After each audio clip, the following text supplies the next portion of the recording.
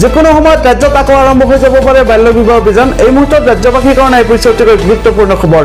আপুনি যদি বাল্য বিবাহৰ লগত জড়িত তেনেহ'লে আপোনাৰ বিপদ যিকোনো সময়ত আহিব পাৰে আপোনাৰ বিপদ। মুখ্যমন্ত্ৰী ডক্টৰ হিমন্ত বিশ্ব শৰ্মাই শেহতীয়াকৈ অসমৰ বাল্য বিবাহ সংক্ৰান্তত এক তথ্য প্ৰকাশ কৰিছে। অসমৰ বাল্য বিবাহ সংক্ৰান্তত মুখ্যমন্ত্ৰী ডক্টৰ হিমন্ত বিশ্ব শৰ্মাই নতুন দিল্লীত অনুষ্ঠিত হোৱা মুখ্যমন্ত্ৰী সন্মিলনত অসমৰ বাল্য বিবাহ সংক্ৰান্তত শেহতীয়া তথ্য প্ৰকাশ কৰিছে। এতিয়ালৈকেও সম্পূৰ্ণ হোৱা নাই মুখ্যমন্ত্ৰীৰ সংকল্প, এতিয়ালৈকেও 100% সম্পূৰ্ণ হোৱা নাই। তাৰ পৰিপ্ৰেক্ষিতত ৰাজ্যত পুনৰ আৰম্ভ হৈ যাব পাৰে বাল্য বিবাহ অভিযান। 2026 চনৰ বিধানসভাৰ নিৰ্বাচনৰ পূৰ্বে অৰ্থাৎ 2026 চনৰ পূৰ্বে ৰাজ্যত পুনৰ যিকোনো সময়ত আৰম্ভ হৈ যাব পাৰে বাল্য বিবাহৰ অভিযান।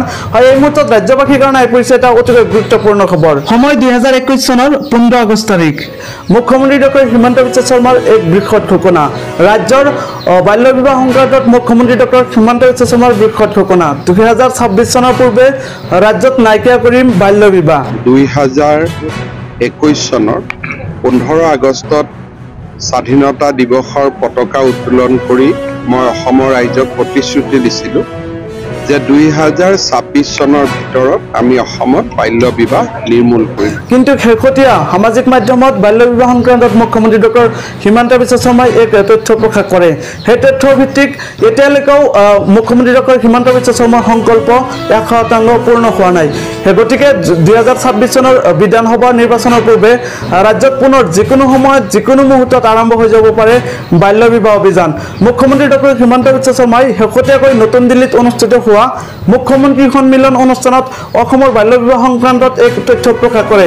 হয়, সেই তথ্যখনত কি লিখিছে মুখ্যমন্ত্ৰী ডক্টৰ হিমন্ত বিশ্ব শৰ্মাই, কিমানখিনি বাল্য বিবাহ হ্ৰাস কৰিবলৈ সক্ষম হৈছে অসম আৰক্ষী, লগতে ৰাজ্য চৰকাৰৰ ফালৰ পৰা সম্পূৰ্ণ তথ্য প্ৰকাশ কৰিছে মুখ্যমন্ত্ৰী ডক্টৰ হিমন্ত বিশ্ব শৰ্মাই।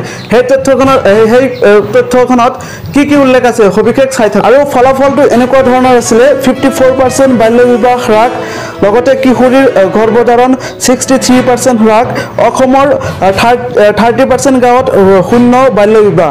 হয়, এই ক্ষেত্ৰত গুৰুত্বপূৰ্ণ প্ৰশ্ন উত্থাপন হৈছে মুখ্যমন্ত্ৰীৰ এই তথ্যখনত। মুখ্যমন্ত্ৰীয়ে 2021 চনত ঘোষণা কৰিছিলে 2026 চনৰ পূৰ্বে অসমত বাল্য বিবাহ নাইকিয়া কৰিব।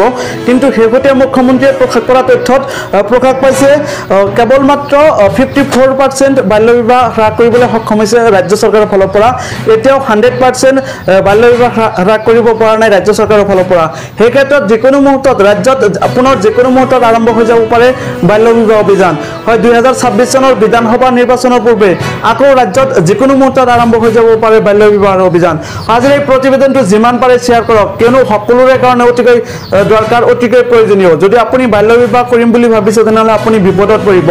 আজিৰ এই প্ৰতিবেদনটো যিমান পাৰে শ্বেয়াৰ কৰক। যদি আপুনি টপ আইডিয়া প্ৰ' ফেচবুক পেজলৈকে নতুনকৈ আহিছিলে তেনেহ'লে নিশ্চয় আমাৰ টপ আইডিয়া প্ৰ' ফেচবুক পেজটো ফ'ল' কৰিব, আৰু ইউটিউবত যদি চাই আছে আমাৰ নিশ্চয় চেনেলটো ছাবস্ক্ৰাইব কৰিব।